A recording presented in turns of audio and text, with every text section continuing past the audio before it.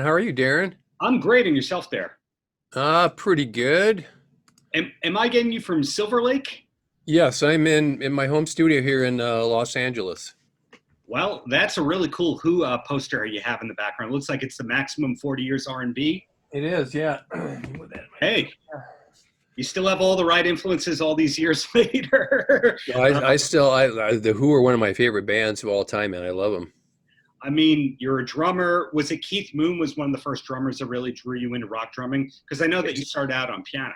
I started on piano, but yeah, it was seeing the Who on the Smothers Brothers show. I was probably like in third grade or something. I told my parents I gotta play drums, and reluctantly, my mom and dad bought me a drum kit for Christmas that year, with the promise I would keep up my piano lessons. Well, I broke that promise, but I poured my guts into drums. I also realized very quickly I am not Keith Moon, but Well, I could play like Ringo or Charlie Watts in the Rolling Stones, which is, kind of what I based my drumming around. that appearance on the Smothers Brothers show was infamous for him blowing up the dynamite and damaging everyone's hearing. Was Yeah. that what drew you in as much as the drumming? Well, I mean, I think they played My Generation, right? I'd never seen a band like that before. They just seemed crazy out of control. But yeah, Moon to me was he was a genius in that he just played out of his mind. He didn't necessarily lock in with the band at all. I mean, John Entwistle was a great bass player. I had to sort of follow him.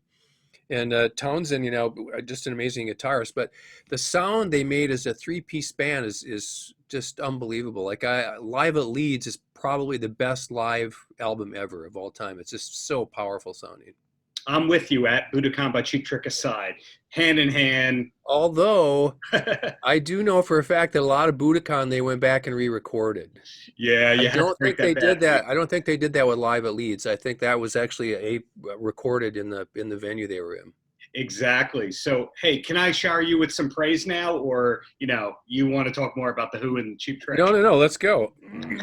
Well, you've got a great band, 5 Billion in Diamonds, and hearing that name, is that a reference at all to Iggy Pop's line about being worth a million in prizes, or is it just a coincidence? It's a coincidence. We sort of wanted the band name to reflect some of the kind of cheesy Bond films of the 60s that weren't as good as Bond. Yeah, I mean, there are a lot of sort of caper movies, especially coming out of the UK. And, when we started writing the first 5BID album, we were trying to kind of come up in our heads with an imaginary soundtrack. And we wrote all this music before we asked any singers on board. And James Grillo came up with a title. He thought it sounded like a B movie, a really bad British spy movie. And I think we all agree. But yeah, the title, I think the name sort of fits the music somehow. It's absolutely accessible music. These songs would be hits if we were back in the rock climate of the late 90s, early 2000s, even the late 2000s, in my humble opinion. But if we take a song like Weight of the World, when in the process of this new album was that one made? That was recorded fairly early on. When we finished the first album, it was somewhat difficult because, as I mentioned, we made these soundscapes and then we gave them out to singers, and it took a while for the singers to sort of get their heads around it, like Ebbett from Soundtrack of Our Lives or David Schiltz or Helen. And so, in the process of doing that, when we started making the second record, we sort of tailor-made the songs for the artists. Right. And I started working on the music for Weight of the World, and I just, in my head, I specifically wrote the music for Ebbett. And I wrote a lot of the lyrics in it too, but I wanted it. I wanted the song to feel, well, like the current climate we're in right now, where the world is just insane. But the way Ebbett sings it, it kind of has a celebratory acceptance of how crazy the world is. And yeah, so that was written, I want to say, very early on in 2019. Oh, okay. Probably one of the first three or four songs that we wrote on the new record. People who do their research on you will know that you were really early to embrace digital recording while still maintaining a love for analog and traditional kind of recording at the same time, a hybrid approach to everything. But do you remember the first project that you worked on where things were recorded remotely like this? Um, I mean, I've done file sharing in the past on projects, usually last minute when if the record's done and somebody needs to put extra guitar thing in. We've done that somewhat in Garbage because Shirley and I live here in LA. Steve lives in Colorado, and Duke still lives in Madison, Wisconsin. So every now and then Duke will send in a guitar part and I'll put it into a Garbage song. But for the most part, I like working in studios with people, and we did the bulk of the actual recording for Divine Accidents in studios, either here in the room I'm sitting in right now, which is just my home studio here in Silverlake, or in the studio Andy works at in Bristol, Christchurch. And I love going there because it's an old 50s BBC radio studio. It Wow. sort of looks like the guys would have lab coats on. You know, the engineers would be with a clipboard walking around their lab coats. Yeah. It's like a time warp. I swear to God, nothing has changed since like the late 50s, early 60s. But we did most of the recording in the same room, you know, with the musicians, either with the rhythm section or Andy and James would be here, and we would bring in guest players here. You know, Alex Lee played some guitar here on the record at my studio. Mary Lattimore played harp just in the studio out here. I like being in a room with people. Hmm. It's easier to make decisions, you know, when you're all vibing on the music and you can talk about, yes, we like this, no, we don't like that. File sharing works, and obviously it has to right now with COVID, but it just slows the process way down. You know, when everyone's in a room, you can make a decision like that, and that's a good thing. Silver Lake has a really interesting musical community that is, some of it is secretive, some of it's known, like, for example, Flea having that conservatory in town there. When did you get to Silver Lake in comparison to becoming a real hip place to be? I think my wife and I moved here about 18 years ago. My daughter's 14, yeah, so we were here about 3.5 years before she was born. It was just starting to turn then. I knew about Flea's, the Silver Lake Music Conservatory. My daughter has actually sung choir in there. Oh, Um, Beck used to live down the street from me, yeah. in literally right around the corner. Uh, the Silver Sun Pickups live in the neighborhood here. I just produced their latest record, but I Nice. run into them at the local taco joints down the street. You know, there are a lot of musicians who live in this area, as well as um, people who work in TV and film. This is very much a very artist-centric neighborhood, and I like it like that. I can imagine. You don't want to be in the place where you're the weirdo per se, but it's amazing that you guys came out of Madison of all places, and you basically put Madison on the map, in my opinion. Yeah, sure, the Violent Femmes came from Milwaukee, which is what, 2 hours away, About hour and a half, yeah. but nonetheless, uh, the interesting recurring theme of your career, from where I stand, not knowing anything insidery, is that you always did what felt right and were successful without pandering. Would you agree with that, or am I missing like steps 2 to 6 of, you know, when you were playing in the punk bands in the '80s and there was a long trail of success? No, you know, I think one of the reasons I stayed in the Midwest after the success of Nevermind and Siamese Dream is I liked sort of being left to my own devices. You know, I think if you live in a city like London or New York or LA, there's a lot of tastemakers and a lot of media, and you can start to get a lot of opinions swirling around. And I've always been kind of left to my own devices, and I really like that. I think it was good for me when I started out producing, and then when it started having success, that I was kind of out in a bubble in my own sphere in a way. And I still sort of function like that to a certain extent. You know, I can do a lot of work here. I've never had a big manager for me as a producer or engineer. Of course, I've had management with the bands I worked when they helped us take care of all the day-to-day stuff, but um, I never really wanted to pursue that kind of career. You know, I had people come to me after Nevermind and say, "We can set you up in a room in Los Angeles, and you'll be working with the biggest bands in the world, or London or New York." And I just said, "No, I don't want to do that." And I think I made the right decision because Yeah. I feel like I've been able to sort of pick and choose my own projects, the projects that I wanted to work on over the last 20 plus years. And I think that's been a good thing. Well, that led me to what I was going to ask next naturally, which was, were you ever secretly offered a record company president head kind of thing? Because if I look at all the people that were basically your peers, or who I perceive to be your peers, your Rick Ocaseks and your Rick Rubins, where you have that top level producer kind of guy who's at the center of the scene, who the artists don't hate the guts of because they themselves are the artists, you're kind of there.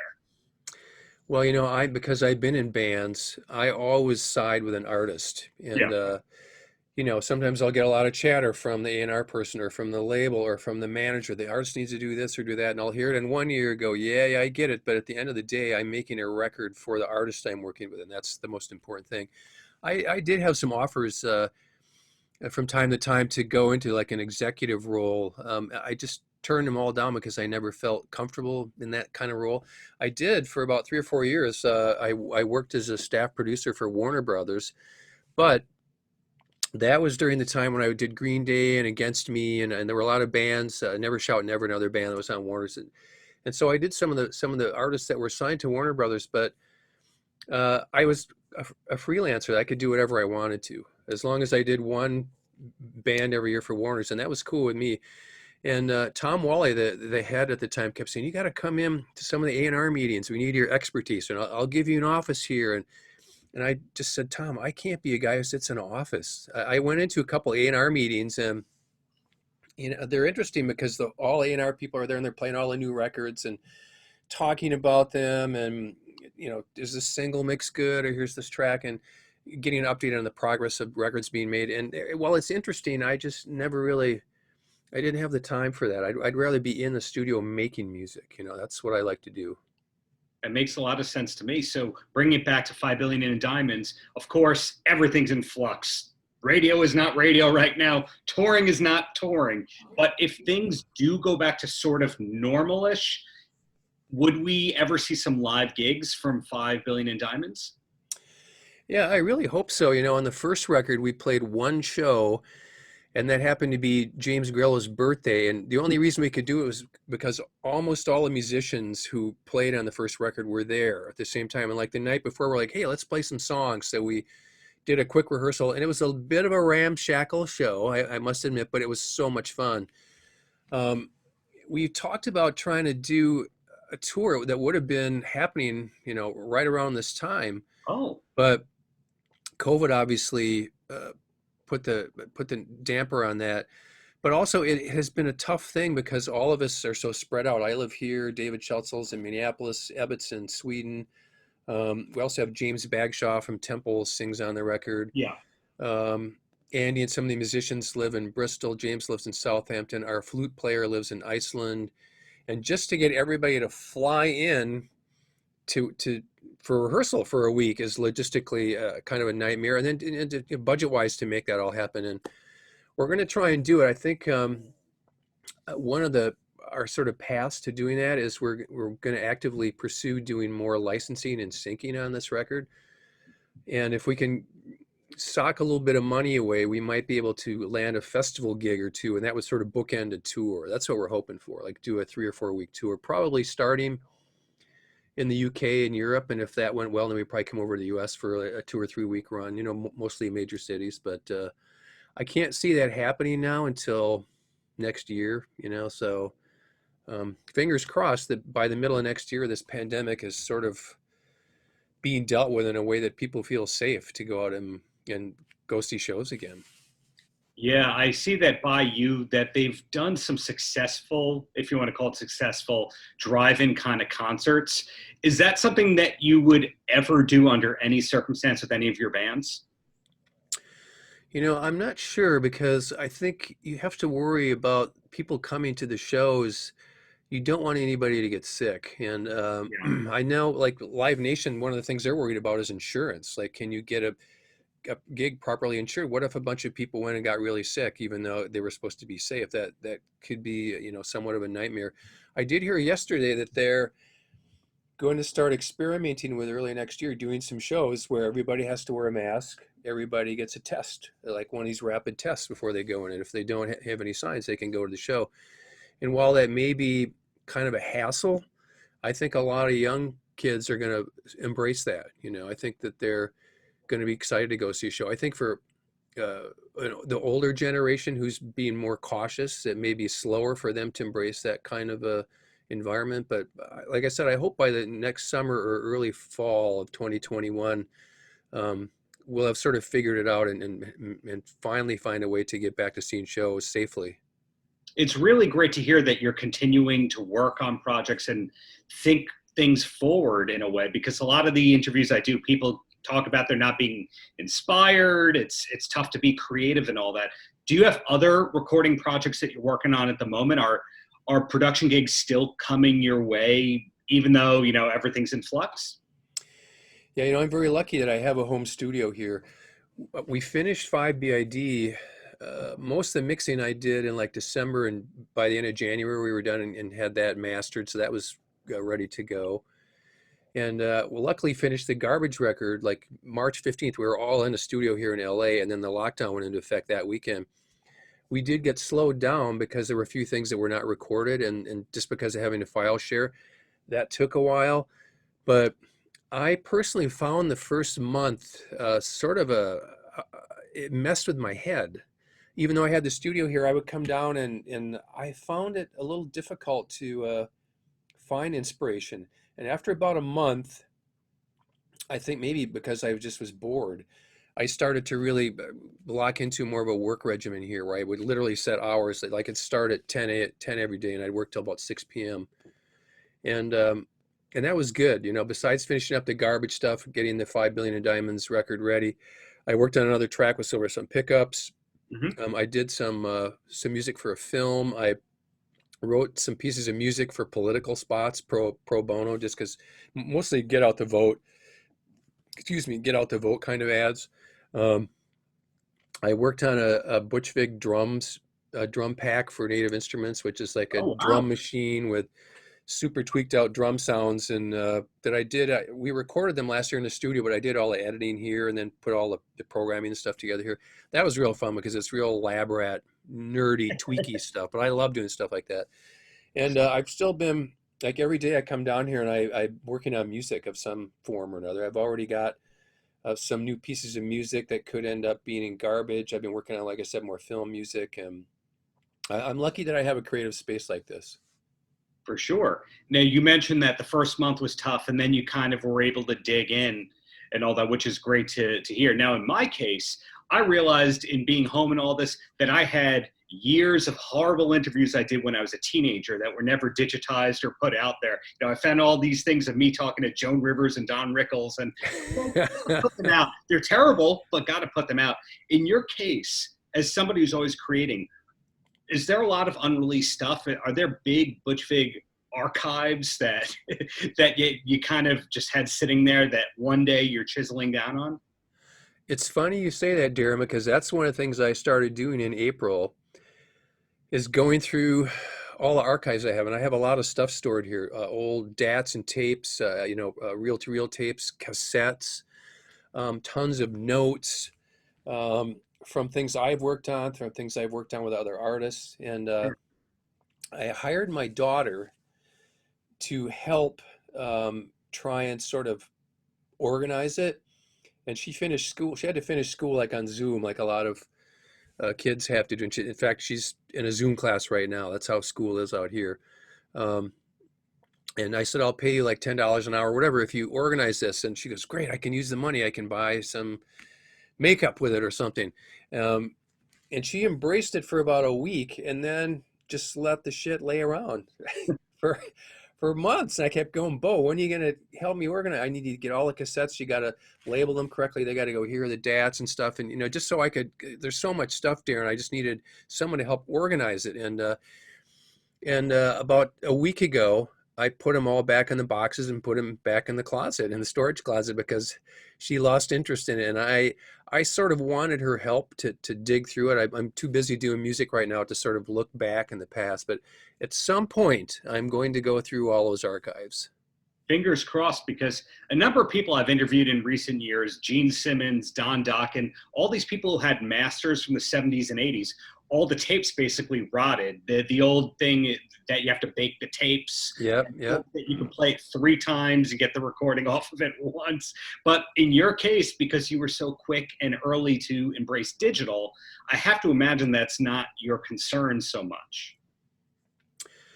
Some of the stuff is like when I knew we were making a transition in terms of technology, I used to save things on reel-to-reel tape. Plus, um, we used to have ADATs. I would Oh, burn stuff on an ADAT. I'd put it onto a DAT player, and sometimes burn CDs. And so there's multiple backup things. But still, they're not. You don't even know if they're going to play. Like sometimes the DAT won't play. Like a tape, it has to be wound, so you have to be very careful of how you do that. There are a bunch of really good archival places out here in LA that can fix those things. That are very careful and very cautious when they go in to do it.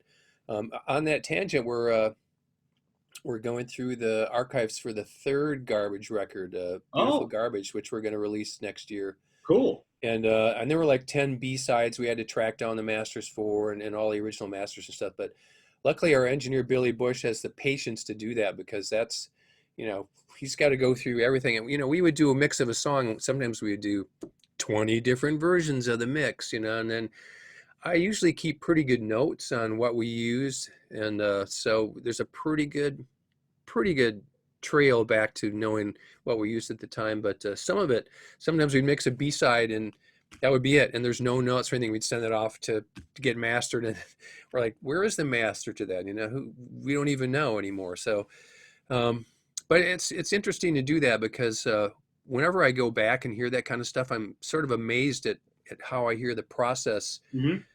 as a producer and engineer musician over time, how sound has changed and how technology's changed and how my sort of production process has changed. And I find that kind of fascinating to go back and revisit the archives like that. Do you have time for 3 quick questions and then Of you're free? course, yeah, yeah. Yep, Okay, I'm first good. question I got is when I speak to, and again, I'm regarding you as one of the producers. You don't have to say, yes, I am pretty great, but your discography speaks for itself, both as a producer and a musician. And when I speak to every top songwriter or producer, the answer is yes, I was contacted once. So here's the question. Were you ever contacted to work with Van Halen in the mid to late 90s? No, but I was contacted to work with Van Halen when I was doing Wasting Light with the Foo Fighters. And Wow. I think they'd been working on a record for a long time. If the story holds right, they found a bunch of jams that they had done back in the day that Ted Templeman produced. And so Eddie Van Halen, they had all these reel to reels, and they were working on it. I don't even remember who the singer was, if it was David Lee Roth or who would have gone back in to sing with him. But um, I was curious and interested, and then I called a couple people, and they said, "You don't want to go down that path. It's a nightmare. Trying to get them to focus, trying to get Eddie to focus, and it's going to be a thankless job. You do not want to do that." And so I passed on it. And Dave and Taylor were kind of like, "Maybe you should, dude. Maybe you should do it." And then they're like, "Nah, maybe you shouldn't. Just let them do their thing." And I'm so sad now that Eddie is RIP. He was such a brilliant musician, brilliant guitar player. The range of stories that have come out of that era that nobody can yet corroborate, it gives me hope that we're going to see some great stuff from the archives eventually on Van Halen. So, question 2 of 3, favorite TV recommendation you could pass along for anyone needing a new show? Oh, for right now, Yeah. God, we're watching a bunch Everything of you're doing. stuff. I really love the new Fargo with Chris Rock. Yeah.